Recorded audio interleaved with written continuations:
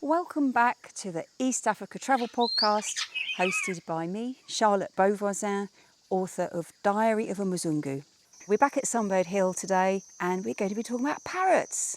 You can't mistake parrots. They are so cheeky, loud, unmistakably colourful, and one of the iconic birds that we have here in Kibale Forest. In fact, we often hear them most mornings and most afternoons, and we're often saying, "Parrots!" And we'll run outside to see how many are flying overhead. We don't always see them, but we often hear the squawk or the whistle. They fly very quickly, rapid wing beats, flying between the forest and a roost in the community. But if you're lucky and you stand in an open space and you can see the sky, sometimes you'll see a group of them. You might see 3, 5, 13, 40. We've been observing them casually for many years, but they actually subject of a monitoring project here now on the edge of the forest, working with World Parrot Trust. And that's one of the things that we're going to be talking about on this episode. Today's guest is a good friend of Sunbird Hill and the team here. Rowan Martin first became involved with World Parrot Trust while studying yellow-shouldered Amazon parrots in the Caribbean. He completed his doctorate at the University of Sheffield in the UK, and he later became a Fellow of the Centre of Excellence for Birds as Key to Biodiversity Conservation at the Percy Fitzpatrick Institute of African Ornithology of the University of Cape Town. While in South Africa, he developed a keen interest in African parrot conservation. Rowan coordinated a review of parrots in Africa for the International Ornithologists Union Working Group on Parrots. Those findings provide a roadmap for World Parrot Trust's Africa Conservation Programme. Do check out the World Parrot Trust website. They've got tons of really interesting info. For example, did you know Alex, the famous African grey, could identify 7 colours, learned some of the alphabet and could count up to 6? Hornbill flying over. He also began learning to label objects from photographs. African greys are mostly grey with a little bit of white on their wings. If you see them from a distance, you just think they're a grey bird with a very big beak. And it's normally only when they're flying that you see this beautiful flash of red. If you enjoyed this episode, please write a review on Apple, Spotify, or on my blog, Diary of a Mzungu, in the podcast section. Please share this episode with your friends on social media and hit subscribe. Please follow the East Africa Travel Podcast and listen out for future episodes, one of which will be an interview with Nick Biaba of the Sunbird Hill team, talking about the monitoring that they're doing on the ground with local farmers. Dr. Rowan Martin, welcome to the East Africa Travel Podcast. Thank you very much for agreeing to be on the show. And it's only when I was doing my research for this podcast that I got to learn more about your background, and you spent several years in Africa. So anyway, I just wanted to talk to you, welcome you to Sunbird Hill, of course, as well, and ask you a bit about your journey. Like, why is it you're here? I know there's a little bit of a work trip, but it's mostly a family trip. What brings you back to Kibale Forest? Yeah, I'm in Kibale and in Sunbird Hill with my family. So my 2 daughters, who are 8 and 11, and it's their first big trip to Africa, I guess, since they've been old enough to remember anything. And I just thought it was the ideal place to bring young children. And I was here last year on a work trip and met a couple of families travelling around and thought I should do this. And I'm really glad we have. Yeah, they seem to be having a great time. Yeah, absolutely loving it. Do they spend a lot of time outdoors at home? Yes, as much as possible. But we live in the UK and it's not always that easy in the winter to spend a lot of time outdoors. So it's quite easy to get cooped up indoors and not see a lot of the outside for a lot of the year. World Parrot Trust is the organisation that you work with, and perhaps you can tell us a bit more about your role there and the connection with Sunbird Hill. My title at World Parrot Trust now is the Director of Africa Region Programmes and Bird Trade Programmes as well. I've recently taken on a sort of extra bit focusing on bird trade issues more globally. And that really evolved from a lot of the work that we have been doing on the African parrot conservation, focuses in on illegal wildlife trade, and also legal wildlife trade that's harmful to wild populations. Through trying to understand more about the intricacies and the sort of the bigger picture about the trade, that's led us to be working in a lot of other countries where parrots are ending up. Our work at Sunbird Hill it's really evolved through sort of multiple directions. Back in 2011, there were a couple of seizures of African grey parrots trafficked across the border from DR Congo, and they were released in Kibale Forest. Since that time, there wasn't any monitoring of those parrots to see how well they've been faring. But I was here in 2019 and we spotted a parrot with wings and realised that it was one of these parrots that was released in 2011, and then realised that there was actually still quite a lot of them around, which was actually very exciting because that was 8-9 years since they've been released. They were obviously still doing really well. They were mixing with the wild birds. And although there's been a lot of releases of African grey parrots back into the wild that have been confiscated from trade, there's been very few opportunities to actually monitor how well they're doing. So hundreds, thousands of parrots have been released back into the wild. We don't really know what's happened to them, whether or not all that effort that went into rescuing those parrots actually came to anything. So yeah, we started thinking about trying to develop a monitoring program to actually collect a bit of data on those parrots. And then somewhat coincidentally, we were involved in some investigations into a notorious wildlife trafficker who was involved in a lot of trafficking of parrots from the DR Congo. And those investigations led to his arrest and the seizure of 120 African grey parrots pretty much 2 years ago to today.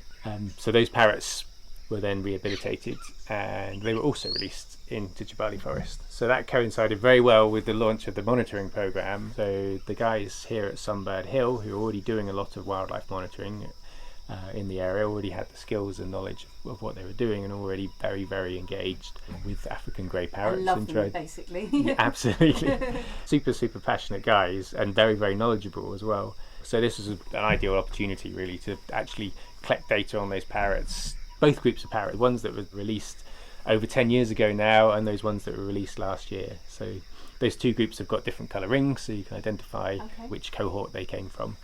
And Nick and the rest of the team here have been working with local farmers, local landowners to identify where these parrots are coming to feed, where there are opportunities to go and watch them up close and to be able to observe those rings. So they've developed this brilliant network of local people who are all looking out for the parrots, letting them know when the parrots are arriving and collect data. And then in addition to that, they've also established a flyway monitoring program as well, which is more about getting a sort of a baseline sense of the abundance of African grey parrots in Kibale Forest, so that in years to come we'll be able to assess whether or not the population is stable, decreasing or increasing. So when you say flyway, do you mean where they fly between the community and the forest? Literally, yeah, places. So parrots, because they fly over us every morning. So you call that a flyway then? Yeah, so they tend to be very habitual in where they move at different times of year. I mean, depending on what food is available where. I mean, parrots are fruit-eating birds, so they will move around depending on which trees are in flower or in fruit at different times of year. But they tend to also use the same overnight roost sites, so they all come together in these big communal overnight roosts, and then they'll set out in the morning to go and forage in particular areas of the forest. And then they'll all fly back together and then fly back in the evening. Yeah. So what the team are doing is they've identified several points where there are significant numbers of parrots fly over. We've just been going through some of the data this afternoon. I think it was one site where they counted over 220 parrots flying over one morning. Oh wow. Yeah, so really good numbers. And then recording flying back in the evening, got several points that they're going to, and going to those throughout the year, so different months of the year, so we can get a sense of how those movements change through the year. And then hopefully in the future identify which months, which locations are going to be best for getting an index of the number of parrots.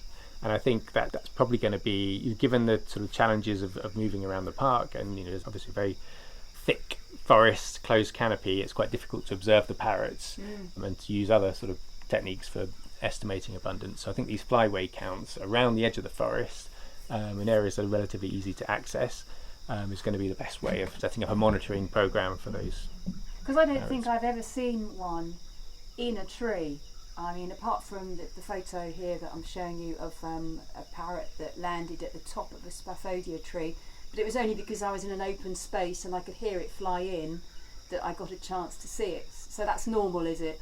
It is, yeah. African grey parrots, like a lot of parrots, they tend to spend most of their time in the tops of high trees, and the best sort of hope you have of getting a good view of them is you get a glimpse of them, they're flying over the trees. Fortunately, they're very noisy as they fly, they're always whistling and making lots of noise, so you might hear them and you might catch a glimpse of them, but it's not that easy to just go and watch an African grey parrot doing its thing in the wild. But one of the special things about around here is it does seem that there's a number of places where the parrots will come, particularly at certain times of year when they're feeding on oil palm fruit. They'll come out of the forest and come and forage for the morning on these oils. So 10, 20 parrots will be there, and it's possible to sit and watch them at length and see all of their interactions, see how they're all engaging with each other, watching their squabbles, watching how they squabble with the harrier hawks and the palm-nut vultures and all the other birds and stuff, and just sort of generally watching all their antics.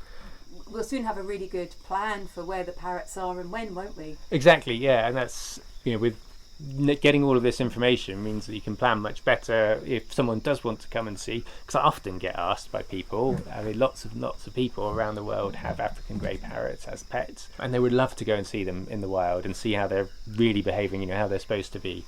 There are very few places that are very accessible to get to. Mostly African grey parrots, their distribution is through sort of Central Africa, through the Congo Basin and into West Africa, places that are not very easy as a tourist to go and visit, and also it's not that easy to get good views. And I think this area is ideal for grey parrot tourism, essentially. And that's actually, how I ended up coming here was with a woman called Elaine Henley, who set up a tour company focused on coming to see African grey parrots for that sort of small but not insignificant sort of group of tourists who will come to see parrots. It's very different from sort of the birding tourists who want to come and tick off a few birds or a few dozen. Yeah. They just want to come and see parrots but be able to spend time with them, really watching them. And I think that's what this area offers, and I think there's a lot more to be done in terms of developing that as an offer to tourists who come to Uganda. It's really interesting to watch this develop, and I also feel that the grey parrot population in Uganda is growing, because I think there's half a dozen different places in Kampala that I can think of that, or maybe I'm just much more aware of them now, but the whistles and the cheeky squawks and everything, they're so iconic that they've always made quite a strong impression on me. But when I lived in Kampala, it was rare to hear that squawk, whereas now I go to Kampala every month or so too, and I know I'll definitely you do have to be quite careful though, because parrots tend to be quite conspicuous when they're around, and so they can give the impression that they're very abundant just because they're noisy and flying around a lot, and so it can give you a sort of false sense there's a really large population where it might just be a relatively small number. But they are doing quite well in a number of African cities, in urban areas, and I think weirdly they're probably quite well protected, because one of the big threats to African grey parrots is trapping, both taking chicks from nests but also trapping adults when they come to these communal roosts at night. And of course a lot of the big trees in a city like Kampala are actually going to be in people's compounds on private land and things, so those places where they might be quite vulnerable in more rural areas are actually quite well protected in urban areas. So it's a little bit counterintuitive. You think, well, there's loads of people around, they're bound to get trapped, but actually these cities could sort of be kind of like an imperfect fortress to protect these populations. Because it's not, it's certainly not the case that African grey parrots are doing well throughout Uganda. There are still places where there's a lot of poaching going on, particularly people climbing up to nests during the breeding season and taking chicks from nests. Well, that's interesting because that's still pretty prolific and of significant concern. Because the two sieges you talked about before were coming from the Congo, weren't they? So would it be around here? As far as we know, there isn't, and from the work that the team have done here, obviously they're very tapped into all the local communities around and have their ear to the ground. And I think there doesn't seem to have been a great tradition or history of trapping of parrots around here, and it doesn't seem to be that anyone is really doing that, which is really encouraging. if we have anybody who's listening who doesn't know much about parrots, what is it about parrots that makes them so appealing, that means that so many of them are kept as pets? One of the things about parrots is, and particularly with African grey parrots, it's their behaviour, it's the way they interact with people, and they seem very clever.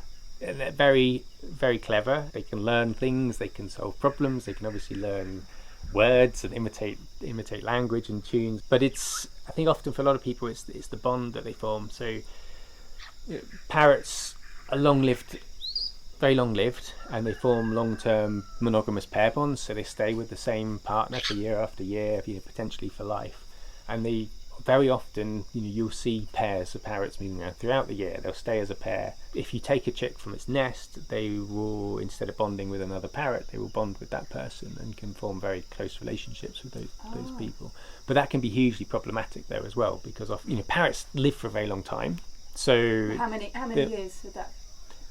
50 years, 50 60 years, and very often parrots will outlive their owners, and then they'll get passed on to someone else, and that might be an incredibly stressful situation for that parrot. Very often they'll just sort of outgrow or outlive that person. So someone might get a parrot when they're younger, single or something, in a particular situation that fits with their lifestyle at that time, but then they'll get married and have a family or move somewhere, and quite often parrots will get essentially jealous of the new partner that's come into this relationship, and so can be very aggressive to people, bite them and scream, incredibly destructive. And of course when that happens, it's generally the parrot that gets passed on or given away. There are parts of the world where there are enormous numbers of unwanted parrots in rescue centres that no one wants to have, which is a huge tragedy and a huge problem, because what do you do with all these parrots that have been brought into the world because people have gone, I'd quite fancy having a parrot as a pet, not thinking through that having a 50-year plan. Not having a 50-year plan, and not thinking through that these are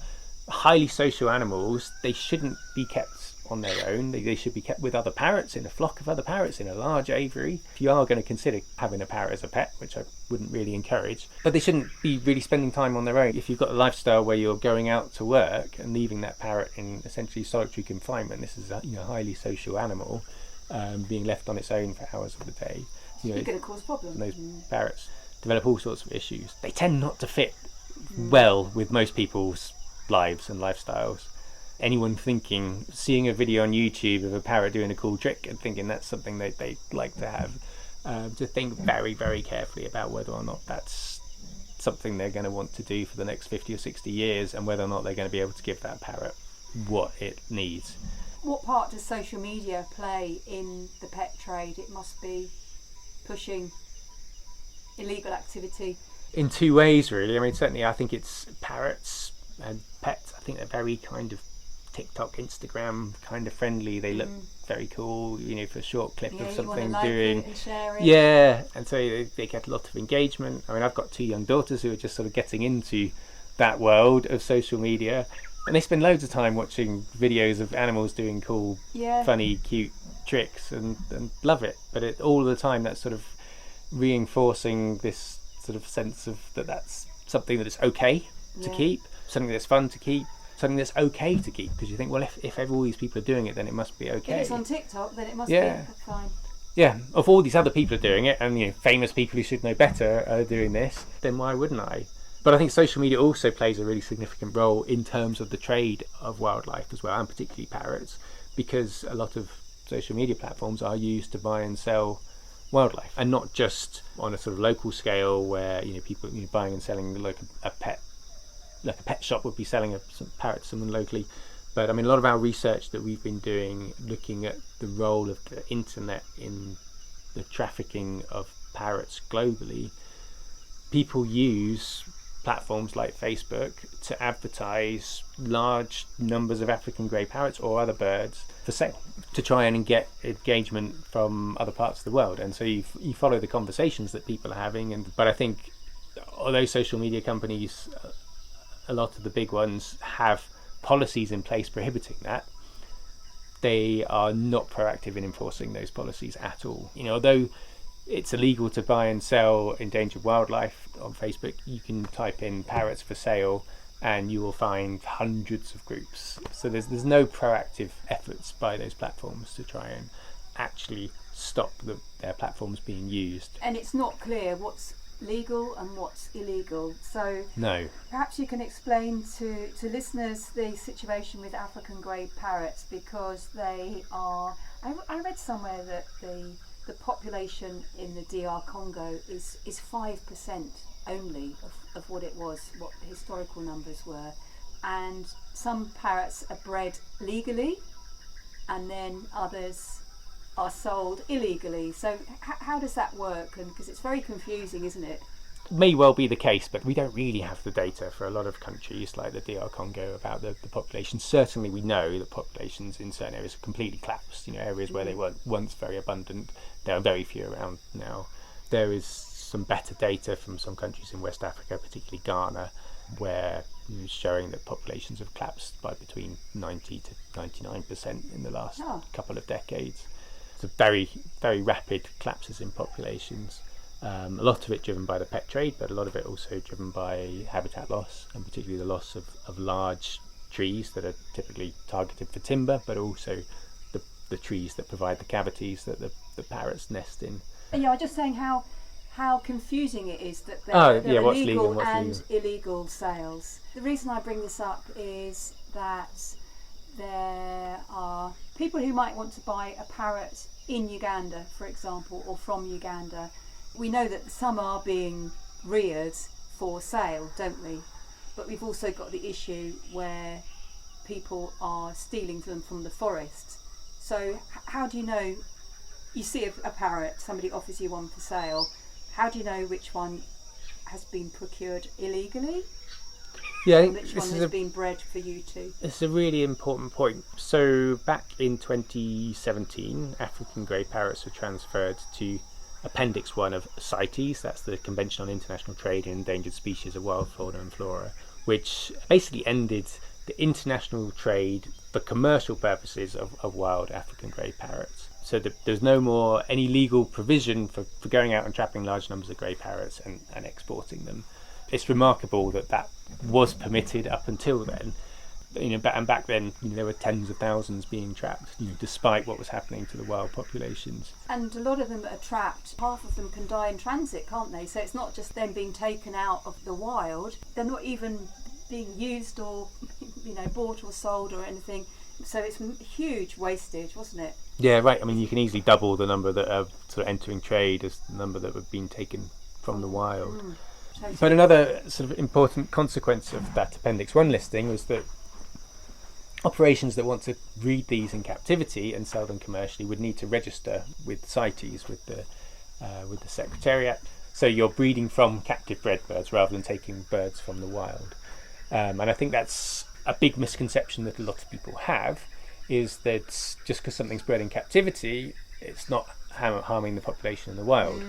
I think that brings us to the other point about the situation in Uganda, where there are potentially provisions in the law for the breeding of African grey parrots and other wildlife that would allow that to happen. But I'm very, very concerned that if that does happen, then it's going to be extremely difficult to regulate, effectively to make sure that there aren't wild birds being laundered through that system, or there aren't wild birds being captured in the wild to be used as captive breeding stock.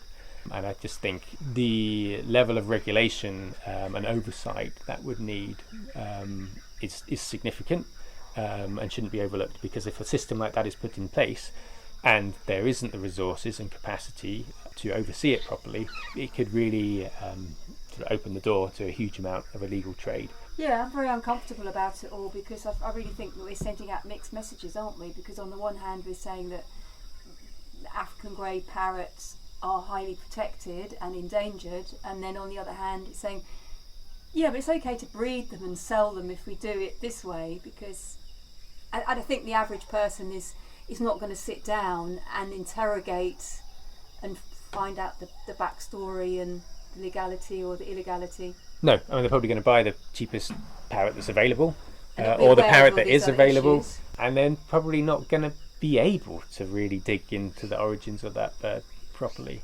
And like you say, it's sending very mixed messages, because it's saying, well, under these circumstances it's okay to keep this, and I think it's much easier in this kind of situation to say, no, these species, they're just not appropriate to be kept as pets in this context. If you want a pet, there are many animals that have been domesticated to be kept as pets that can live high welfare lives, like cats and dogs, and some small birds like budgies and cockatiels as well, even to be far more suitable to be as pets. There's no risk that you're going to be impacting populations in the wild. Another aspect to all of this as well is if there is a significant trade in wild birds being brought into people's homes, there are disease risks associated with that. So there are diseases like psittacosis, also known as parrot fever, which in a number of outbreaks, there's quite significant outbreaks in different parts of the world at the moment. And another argument for just leaving these species in the wild, if you want to have a pet, get a cat or a dog. And in terms of parrots in Uganda, so we have the mayor's parrot, which is a brown and green, it's got a bit of yellow on it as well. And we've got lovebirds, haven't we? Are there any other species that we have here? Yeah, mayor's parrots, red-headed lovebirds. I think that's it for Uganda. Yeah. But the African greys are the ones that are best known. You work for the World Parrot Trust. How many species of parrots are there globally? It depends a little bit on how you define parrots, but it's between sort of 350 and 400 parrot species. So you have cockatiels, macaws. Yeah, so Africa has a relatively low number of species. So there's around 23 species of parrot found in Africa. Compare that with South America, where you get the macaws and some of the extremely gaudy, brightly coloured parrots, where I think it's over 150 species, and Australia and Southeast Asia has huge numbers of parrot species as well. All the African parrot species are basically unique to Africa. They're not found anywhere else. I'd really like to ask you a little bit about your holiday as well. So you're two families with 4 kids, and you've been doing a bit of camping, and you stayed at a lodge or two. What are your highlights so far? I think all the camping's been great. We're self-driving, we've got rooftop tents, so it's just been really fun to sort of set up camp in different places and wake up in the middle of the night with all the weird and wonderful sounds and noises around us. We had a fantastic night in Lake Mburu, camping by the lake, being serenaded by hippos and surrounded by fireflies. The kids must be having a whale of a time. They are, absolutely. They're slightly out of their comfort zone at times, but just about enough to be having fun and being stretched a little bit with what they're comfortable with. Their eyes are on stalks the whole time. It's amazing to see. Yeah. What do they think about staying in our big wooden cottages with the thatch roof on? Well, this is our luxury part of the trip, really. This is the only bit that we're actually doing, sleeping in real beds. These tree houses are amazing. I think the other things that we've really enjoyed is the sort of community tours that we've done here in Bigodi, and also one of the communities on the edge of Lake Mburu National Park as well. Those have been real highlights for the kids, I think. And so what was it you did yesterday? You watched banana beer being made? Yeah, banana juice, the whole process of coffee being ground, roasted, the whole processing. Kids got to have a go at weaving baskets. Absolutely loved that. Did you find it quite easy to organise? Incredibly easy, yeah. Everything just worked very, very smoothly, and we had a great time. Yeah. That's good. And you didn't go chimp tracking, but I think your wife and your friends went. Yeah, unfortunately, I drew the short straw and had to look after the 4 kids while everyone else went chimp tracking. Yeah, but they went chimp tracking in the rain, so. Yeah. I stayed dry at least. Yeah. And I hear you lived in Cape Town for 3 years. Is that right? Yes. Yeah. Yeah, because when we were talking about Ugandan local food yesterday, you all got very excited at Ugandan posho, which is quite surprising. A lot of people don't like that. You're quite used to it from pap, from South African dishes. Yeah, we used to eat quite a lot of pap, and one of our friends who we're travelling with is from South Africa, so it's nostalgic. Yeah, it's nostalgic for him as well. They're enjoying all the food as well. That's been great. And matoke and G-nut sauce last night. Yes. Went down very well. Excellent. And you've also had a Rolex, I hear? Yeah. I only had one Rolex so far. I was expecting to have a Rolex for lunch every day, to be honest. I'm sure there's plenty. You've got another week left of your trip, haven't you? Yeah. Time for more Rolexes still. There've been quite a lot of lizards around the last couple of days. Beautiful blue-headed agama. Oh! Parrots! Great. seen one. Oh!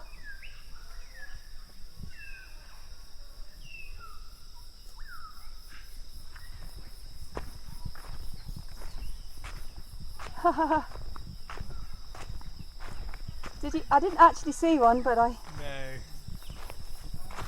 heard a few. There's another one.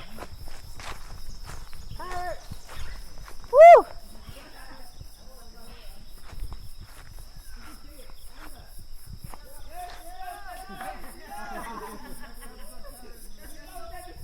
Oh, that's fantastic.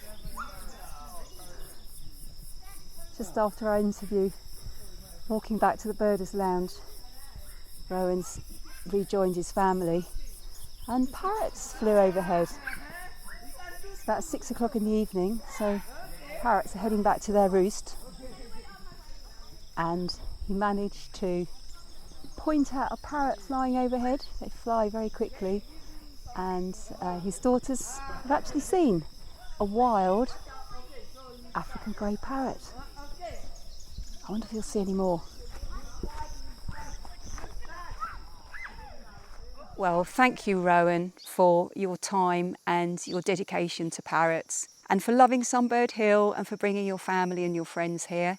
We can't wait to host you again. I thoroughly enjoyed my conversation, and it's one of the amazing gifts of having a podcast that I get to talk to all these fascinating people, and I learn so much as well. Not just when I talk to them, but when I research them before the interview, and then afterwards as I'm editing, I hear things a second and a third time. And so I just wanted to say thank you so much, Rowan, and to all my guests who've been on the podcast. I really love being able to use my platform to promote what you're doing and raising awareness of the beauty of parrots. I'm sure many of you will be seeing parrots in a slightly different light now. If you see them on a TikTok video, let's think twice before we get them as pets. Of course, if you want to see them in the wild, contact Sunbird Hill, contact me, and I can connect you with a guide or a tour operator or someone who can organise a trip to Uganda for you. Tune in every week to the East Africa Travel Podcast for the Dawn Chorus, travel advice, chats with award-winning conservationists, safari guides, birders, and guidebook writers. I'd love to know what you think. What do you want more of? What do you want less of? See you next week.